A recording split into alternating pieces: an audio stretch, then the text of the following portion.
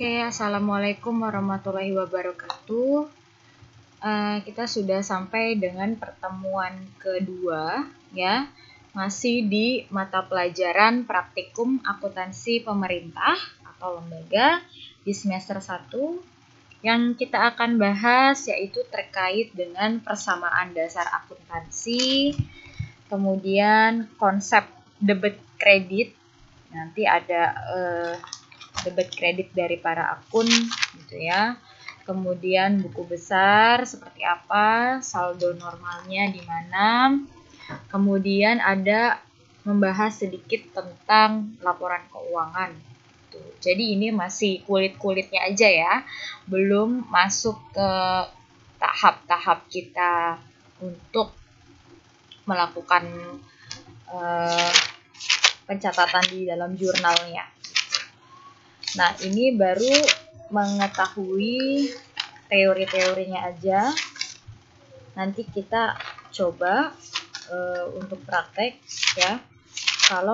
Kalau misalkan memang sudah sesuai dengan babnya. Nah, untuk selanjutnya yang akan kita bahas pertama adalah persamaan dasar akuntansi terlebih dahulu. Kemudian saldo normal akun, nanti kita lanjut lagi saya tambah dengan penjurnalan. Setelah itu ada buku besar dan laporan keuangan. Untuk yang pertama, mengenai persamaan dasar akuntansi, ya, apa sih itu persamaan dasar akuntansi? Yaitu sistematika pencatatan yang menggambarkan suatu hubungan yang ada dalam perusahaan, yakni adanya pengaruh transaksi terhadap posisi keuangan perusahaan. Hal ini meliputi adanya aktiva dengan sumbernya yaitu kewajiban dan ekuitas. Jadi sebenarnya sama aja persamaan dasar akuntansi secara konsep yang ada di perusahaan dengan yang ada di pemerintah. Jadi ini pengertian secara generalnya ya. Ya, kita untuk mengetahui apakah posisi keuangan itu ya antara harta dengan sumbernya itu balance atau tidak. Nah, kemudian unsur-unsur yang terkait di dalam persamaan dasar akuntansi di sini ya, yang pertama terdiri dari aset atau aktiva. Apa sih itu aset? Ya, aset itu kan sumber daya, ya, sumber daya yang dikuasai oleh sebuah perusahaan, kalau jika perusahaan gitu ya, atau mungkin pemerintah. Nah, sebagai akibat dari peristiwa sebelumnya atau yang masa lalu, dan di masa depan nanti akan ada manfaat ekonominya, bisa digunakan sebagai sumber daya yang diharapkan gitu ya, akan diperoleh oleh suatu perusahaan atau pemerintah. Kemudian untuk yang liabilitas atau kewajiban kita, biasa kita sebut juga dengan hutang. Jadi ada beberapa nih nama-namanya gitu ya. Bisa kita sebut liabilitas, bisa kita sebut kewajiban maupun hutang.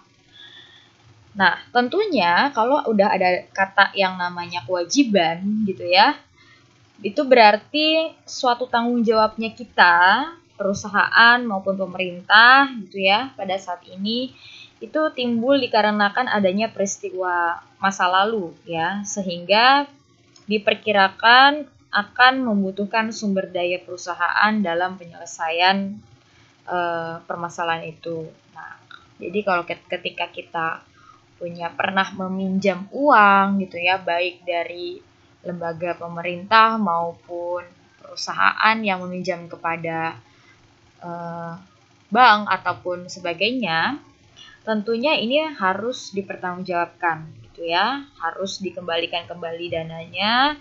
Nah, maka dari itu kita harus menaruh ini ke dalam akun atau rek daripada kewajiban atau liabilitas. Karena memang benar-benar harus kita kembalikan gitu, karena kan itu adalah sebenarnya bukan hak kita gitu ya. Itu adalah kewajiban kita yang harus kita bayarkan. Untuk ekuitas itu kan modal ya, ekuitas modal, equity. Kalau kita biasa dalam persamaan dasar akuntansi, harta sama dengan kewajiban plus modal. Nah, si modal ini itu adalah sisa kepentingan di dalam aktiva suatu perusahaan ya. Setelah kalau kita kurangi dengan kewajiban. Jadi kalau di dalam perusahaan persamaan dasar akuntansinya harta sama dengan kewajiban atau utang plus modal. Kemudian ada pendapatan atau revenue ya. Pendapatan ini aliran masuk dari atas peningkatan lain gitu ya, atau peningkatan lain dari si aktiva atau penurunan adanya kewajiban mungkin gitu. Jadi kalau misalkan kita dapat pendapatan, nah ini bisa dikarenakan pada peningkatan di aktivanya atau penurunan di kewajiban juga bisa. Nah, ini sebagai akibat dari aktivitas penyerahan, bisa juga dengan penjualan atau buat barang, jasa, atau aktivitas lainnya yang kita lakukan secara terus-menerus. Ini merupakan suatu kegiatan utama ya di dalam perusahaan. Nah, kalau yang kita tahu ini loh yang termasuk ke dalam unsur-unsur persamaan dasar akuntansi secara general ya. Kita juga kenal sama yang namanya beban. Beban itu arus keluar. Kalau tadi kan pendapatan arus masuk. Nah, kalau beban ini arus keluar, atau kita biasa menggunakan ini sebagai suatu pembayaran atau penyerahan gitu ya. Penyerahan atas kewajiban. Nah, itu juga salah satu dari fungsi dari beban. Ini juga termasuk kegiatan utama di dalam perusahaan karena terkait dengan mengeluarkan atau menyerahkan sesuatu gitu ya untuk kemajuan perusahaan. Contohnya seperti beban ini iklan, terus beban gaji, beban telepon air, listrik dan sebagainya. Itu yang aliran arus keluar gitu ya. Kemudian untuk konsep persamaan dasar akuntansi secara umum ya yang ada di dalam perusahaan, kan tentunya kita mengenal seperti ini. Ya, kita mengenal seperti ini. Konsepnya memang kalau di dalam perusahaan gitu. Nah, ada aset sama dengan ekuitas, ada juga aset sama dengan kewajiban plus ekuitas, ada ekuitas sama dengan aset dikurangi kewajiban. Nah, nanti kita akan lihat apakah sama antara secara umum gambaran besar konsep persamaan dasar akuntansi dengan yang ada di pemerintah gitu. Kalau kita tahu di sini ya, contoh kalau kita punya ada pendirian suatu perusahaan misalkan ya. Pendirian suatu perusahaan ada asetnya misalkan 50 juta rupiah ya, tentu ekuitas atau modalnya juga 50 juta rupiah. Nah, tapi kalau kita punya kewajiban atau kita punya utang ya, aset kita itu 50 juta, ternyata yang 30 jutanya adalah kewajiban. Berarti ekuitas kita adalah 20 juta. Kan seperti itu. Kalau konsep dasar secara umumnya. Nah, akan berbeda ketika kita ngelihat suatu konsep persamaan dasar akuntansi si pemerintah daerah. Nah, karena di sini akun-akunnya ataupun kata-katanya agak berbeda ya. Nah, mungkin kita bisa lihat untuk yang pertama ya, ilustrasi ini. Aset ditambah beban gitu ya, dibagi dengan belanja ditambah pengeluaran untuk pembiayaan gitu ya, itu sama aja dengan kalau kita menambahkan kewajiban, ekuitas, dengan pendapatan untuk yang operasionalnya gitu ya. Nah, kalau misalkan ini di sini kita lihat juga harus dibagi ya. Harus dibagi juga dengan pendapatan yang LRA atau yang laporan realisasi anggaran dan penerimaan pembiayaan. Nah, jadi berbeda sekali antara konsep persamaan dasar akuntansi yang biasa aja tuh di perusahaan dengan pemerintah daerah gitu. Nah, di dalam sistem akuntansi keuangan daerah ini, suatu pendapatan ini memang merupakan hak daripada pemerintah ya, diakui sebagai bentuk untuk kita menambah modal atau ekuitas gitu ya dalam suatu periode tahun anggaran. Nah, adapun beban di sini merupakan suatu bentuk daripada penurunan manfaat ekonominya atau potensi jasa dalam periode pelaporan yang menurunkan ekuitas ataupun modal. Nah, dapat juga berupa pengeluaran, konsumsi aset, atau munculnya suatu kewajiban sebagai akibat dari adanya suatu transaksi tentunya.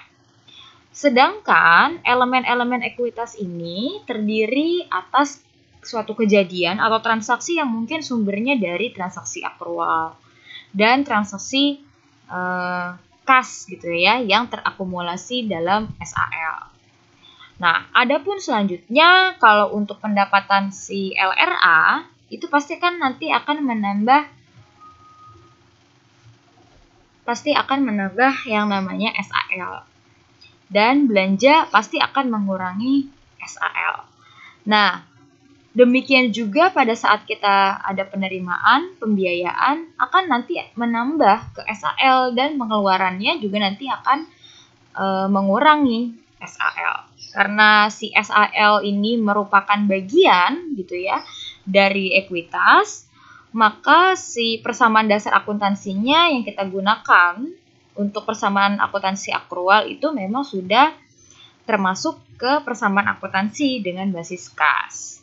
Nah, untuk transaksi yang akrual ini ya maupun si LRA kita menggunakan satu persamaan yang sama ya, yaitu seperti ini gitu. Jadi harus ketika kita pengen mengetahui besaran daripada ini, tentunya ya besaran ini dengan yang ada di sini harus balance atau harus sama gitu. Ketika misalkan kita mengetahui posisinya ini mungkin berlainan atau berbeda, tentunya ada kesalahan di dalam akuntansi pemerintah daerah tersebut gitu. Salah di dalam perhitungan kah ya. Nah,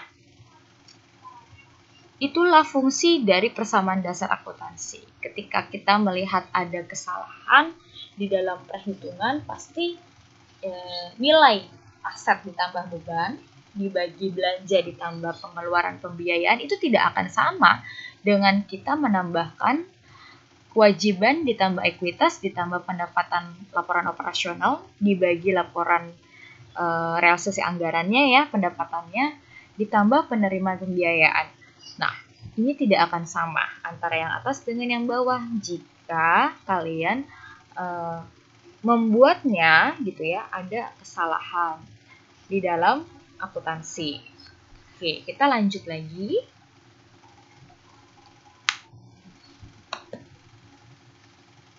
Untuk saldo normal akun ya. Nah, ini akun-akunnya yang ada sebelah kiri. Kemudian yang ini adalah perubahan ya. Perubahan jika ada perubahan di antara akun-akun ini. Kalau dia bertambah, ini posisi ya, debit kreditnya. Kemudian jika akun-akun ini ada pengurangan di dalam transaksi keuangan, ini adalah debit kreditnya. Tuh, posisi debit kreditnya. Jadi kalau ada aset bertambah, debit berkurang di kredit. Saldo normalnya kita tinggal ngikutin saldo normal ketika dia bertambah aja.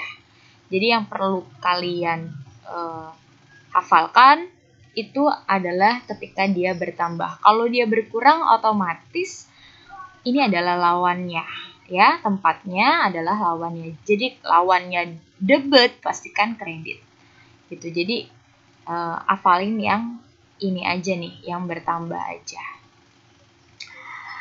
Kemudian untuk selanjutnya tentang penjurnalan. Nah, jurnal ini kan kita tahu di laporan akuntansi perusahaan gitu ya, mau itu jasa, dagang, manufaktur, ada tahapan kita itu menjurnal atau bikin jurnal umum maupun jurnal khusus. Gitu.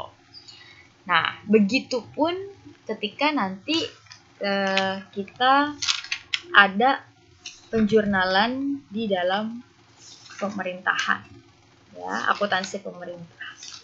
Nah, untuk yang penjurnalan ini tentunya kalian sudah bisa memahami apa sih itu jurnal. Kita masih buka kulit-kulitnya aja ya.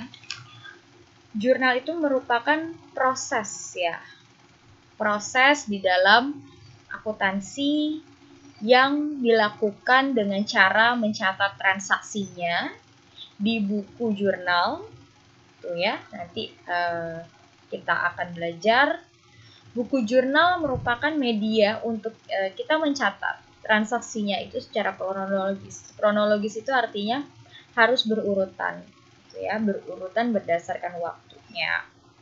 Kalau transaksinya yang pertama ada di tanggal 2, ya itulah yang kamu tulis terlebih dahulu. Jika transaksinya ada di tanggal 5, ya setelah tanggal 2 berarti langsung ke tanggal 5. Gitu. Ya, jadi memang harus berurutan, jangan mencar-mencar tidak sesuai dengan tanggal. Kemudian si jurnal ini juga kita buat secara teratur. Ya, kita buat secara teratur, kita tampung semua keterangan-keterangan dan kondisi-kondisi, apakah di dalam jurnal tersebut asetnya bertambah kayak berkurang, kemudian untuk pelunasan apa, semua transaksinya bisa dijelaskan di dalam jurnal. Dan keberadaan jurnal di dalam proses akuntansi tidak dapat menggantikan peran daripada si akunnya, kan karena berbeda ya jurnal sama akun. Untuk yang buku besar juga kalian pasti udah pada paham ya, sama gitu ya. Buku besar itu yang pasti kita posting, kita membindah bukuan dari prosesnya jurnal ke dalam buku besar. Cara-caranya juga hampir sama. Ini cara-caranya. Kita pertama kali pasti bikin yang namanya buku besar dulu gitu ya. Buku besar bentuknya kalian udah pasti tahu, yang udah ibu pernah kasih tahu ke kalian ya. Untuk yang debit kredit gitu ya, ada yang disatukan, ada juga yang dipisah gitu ya saldonya. Nah, yang kedua, kita pasti berikan nama akun ya di dalam buku besar. Kita kasih nama akunnya, bisa di posisi tengah sesuai dengan akun yang ada pada di jurnalnya. Jadi kita cuma tinggal menyalin ulang aja. Yang ketiga, kita beri nomor akunnya sesuai ya dengan yang ada di jurnal. Kemudian yang nomor 4, kita masukin tanggalnya yang tertera di jurnal ke kolom tanggal masing-masing akun. Ya, kalau yang namanya buku besar kan penggolongan ya atau pengklasifikasian. Otomatis setiap buku besar itu untuk satu akun. Yang kelima, yaitu kita masukkan jumlah rupiahnya. Berapa sih saldonya gitu ya, kredit kah atau debit kah. Kemudian yang keenam, kita masukin nomor halaman ya yang ada di buku jurnal ke kolom ref. Ref itu referensi. Nah, kalau misalkan nomor halamannya cuma ada 1, ya berarti refnya cuma 1. Yang ketujuh, kita masukin nomor-nomor akun di kolom refnya ya pada buku jurnal. Nah, setelah itu langkah terakhir ini kita gunakan untuk menandai bahwa si jurnalnya ini udah diposting gitu ya, udah diposting ke buku besar. Ini ada contohnya. Contoh terkait dengan posting ke buku besar ya yang ada di LKS. Mungkin kalau kalian punya juga LKS seperti itu ya, apakah sama atau beda. Nah, ini ketika kita posting ke buku besar, ini kita masukkan tentunya ya. Kita masukkan tadi nama rekeningnya, kode rekeningnya. Nah, ini berapa nominalnya sih, seperti itu. Tanggal, uraian, ref, debit, kredit, saldo. Ini buku besar. Nah, kalau udah kita posting ke buku besar ya, lanjut lagi nanti ke neraca saldo. Gitu. Ya, nanti lanjut lagi ke neraca saldo. Cuman ya buku besar bentuknya nanti seperti ini. Gitu. Nah, kalau misalkan kalian nanti membahas terkait dengan bagaimana caranya kita prakteknya, nanti mungkin ada babnya, sesuai dengan babnya nanti kita praktek untuk kita memasukkan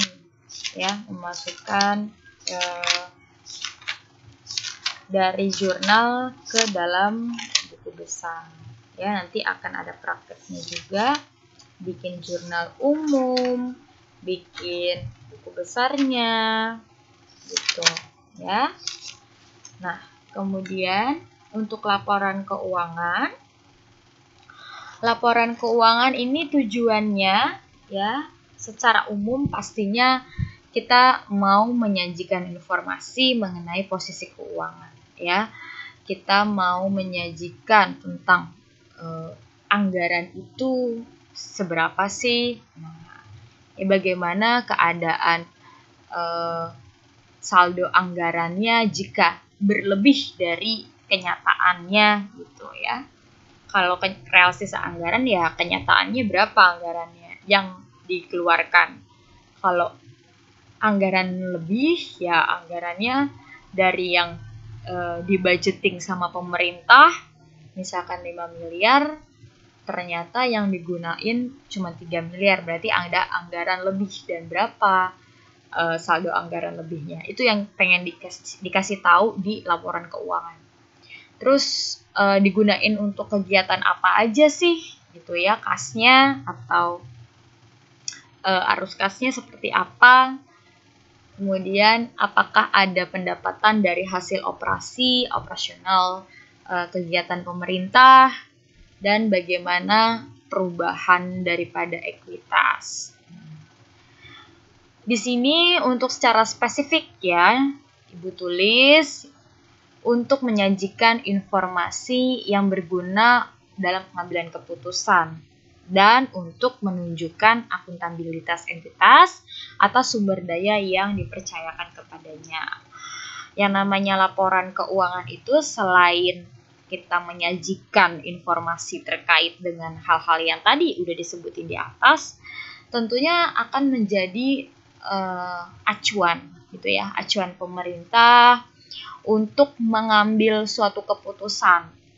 Nah, keputusan di sini supaya jika terjadi apa-apa gitu ya, misalkan kalau yang namanya ada musibah di dalam desa tersebut ataupun mau ada kegiatan di dalam kota itu, nah bisa kita mengambil suatu keputusan untuk pembiayaannya dari laporan keuangan kita.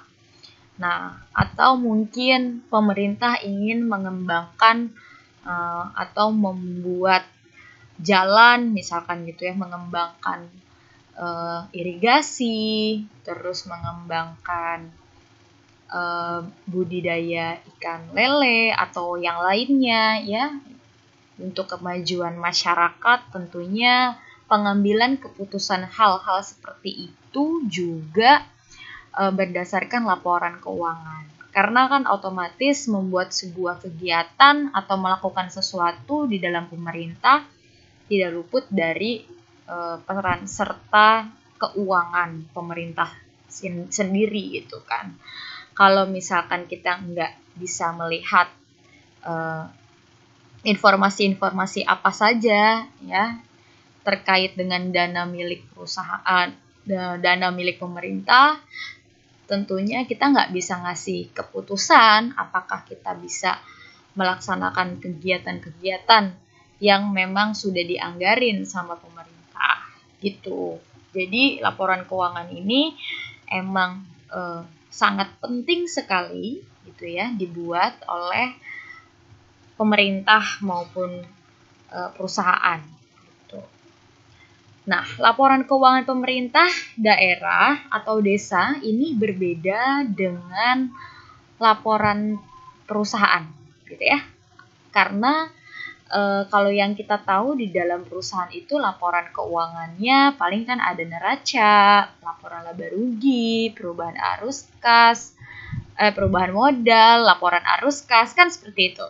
Nah, ini ada tambahan ya, nggak semua berubah, nggak semuanya salah gitu ya, tapi di sini ada tambahan. Tambahannya apa saja ya untuk laporan pelaksanaan anggaran. Nah, jadi yang namanya pemerintah itu apa-apa semua serba dianggarkan terlebih dahulu sebelum melaksanakan sesuatu kegiatan gitu ya. Dalam 1 tahun itu mau merancang kegiatan apa saja sebelumnya gitu ya, sebelum ada kegiatan tersebut kita rencanakan. Makanya di sini ada yang namanya laporan pelaksanaan anggaran ya, diantaranya bagaimana laporan realisasi anggarannya. Nah, nanti berapa besar anggaran dan berapa besar realisasi itu akan tampil di situ. Dan juga ada laporan perubahan SAL atau saldo anggaran lebih gitu ya, di mana nanti mungkin dari anggaran yang kita keluarin gitu ya, kita coba budgeting, ternyata yang digunakan sekian. Nah, terus juga ada laporan yang finance, yang keuangan ya, terkait dengan pengurusan operasional keuangannya. Nah, itu ada neraca, ada laporan operasional, laporan arus kas, laporan perubahan ekuitas ya, dan juga catatan atas laporan keuangan. Nah, 5 ini hampir sama ketika kita juga belajar tentang akuntansi perusahaan gitu ya, tidak beda jauh, cuman memang ya ada tambahannya aja, yaitu laporan pelaksanaan pelaksanaan anggaran atau budgetary reports. Nah, untuk di sini Ibu juga memberikan catatan untuk kalian gitu ya, bahwa si laporan perubahan SAL dan LAK ya, yang ini tadi SAL ya dan LAK, perubahan SAL dan laporan arus kas gitu ya, hanya disajikan oleh entitas yang mempunyai fungsi perbendaharaan umum. Dalam hal ini yaitu untuk pemerintah daerah sebagai entitas pelaporan. Jadi bukan pemerintah pusat. Jadi kita kan taunya itu pemerintah itu ya udah pemerintah aja gitu ya. Nah, untuk anggarannya si pemerintah pusat itu negara gitu ya, dalam hal negara ya. Kalau pemerintah daerah misalkan Jakarta gitu ya, Pemda DKI Jakarta, kemudian kelurahan-kelurahan yang ada di Jakarta, nah kecamatan-kecamatan di Jakarta itu menggunakannya ini ya. Laporan perubahan SAL dan LAK hanya disajikan untuk pemerintah daerah. Dan laporan keuangan ini juga dibuat satu kali lah atau sekali dalam setahun, periode akuntansi 1 tahun gitu ya. Jadi per 1 tahun kita bikin, per setahun kita bikin. Dalam setiap laporan keuangan ini juga harus diidentifikasi dengan jelas tentunya ya. Dan jika dianggap perlu diulang pada setiap halaman laporan, nama entitasnya atau sarana identifikasi lainnya, cakupan entitasnya, periodenya ya. Jadi ini kita harus kasih tahu di dalam laporan keuangan ini apakah ini laporan keuangan pemerintah daerah gitu ya. Kemudian apa saja yang masuk ke dalam laporan keuangan pemerintah daerah, periodenya periode berapa, mata uang yang digunakan di dalam pelaporan itu menggunakan rupiah kah atau menggunakan dolar, harus jelas. Kemudian satuan angka yang digunakan, misalkan kalau agak ribet karena mungkin miliaran, apakah dalam ribuan gitu ya, atau dalam jutaan, supaya kita ketika kita baca laporan keuangan itu tidak membingungkan ya. Jadi kita tahu cara kita dalam membaca, atau biar jelas dibaca oleh orang lain. Kalau semua ini sudah kita identifikasi, tentunya orang lain juga yang membuat menginginkan informasi gitu ya, informasi laporan keuangan juga lebih mudah ketika membacanya. Nah, oke, itu yang dapat Ibu sampaikan untuk pertemuan kedua ini ya, tidak banyak. Jadi 1 KD gitu ya, atau 1 kompetensi dasar itu Ibu akan jelaskan untuk 1 pertemuan, kecuali kalau 1 kompetensi dasarnya itu materinya sangat banyak ya. Paling nanti Ibu akan bagi-bagi. Nah, ini KD yang kedua atau 3.2 terkait dengan persamaan dasar akuntansi. Kemudian ada buku besar, jurnal, laporan keuangan, saldo debit kredit gitu ya. Nah, untuk latihan ataupun tugas, Ibu juga sudah memberikan di Google Classroom kalian ya. Jadi nanti tinggal gampang cek aja, atau kalau kalian mau dicatat silahkan dicatat ya. Ini adalah latihan soalnya, tapi ini tidak perlu dicatat lah. Jadi nanti kalian tinggal kerjakan aja menggunakan file Word, atau kalau menggunakan HP pakai WPS Office seperti biasa kalian bikin, kemudian dimasukkan ke dalam tugas pertemuan kedua gitu ya, yang ada di Google Classroom. Dan jangan lupa klik yang diserahkan di pojok kanan atas gitu. Kalau misalkan kalian tidak klik yang diserahkan itu, ya Ibu nggak akan tahu kalau kalian sudah menyerahkan tugas, dan nggak akan bisa dinilai di Google Classroom-nya gitu. Oke. Untuk pertemuan kedua Ibu akhiri ya. Nah, jangan lupa kalian subscribe channel ini, karena nanti akan banyak juga materi-materi terkait dengan akuntansi. Tuh. Ya, kita bisa belajar dimanapun, kapanpun. Kalian bisa menggunakan HP kalian gitu ya, untuk akses YouTube, karena sekarang teknologi pasti kan udah canggih, dan kalian pasti punya semua yang namanya HP gitu. Jadi Ibu menggunakan YouTube seperti ini supaya kalian mudah untuk mengaksesnya gitu. Terima kasih telah menonton video ini. Kurang lebihnya mohon maaf. Wassalamualaikum warahmatullahi wabarakatuh.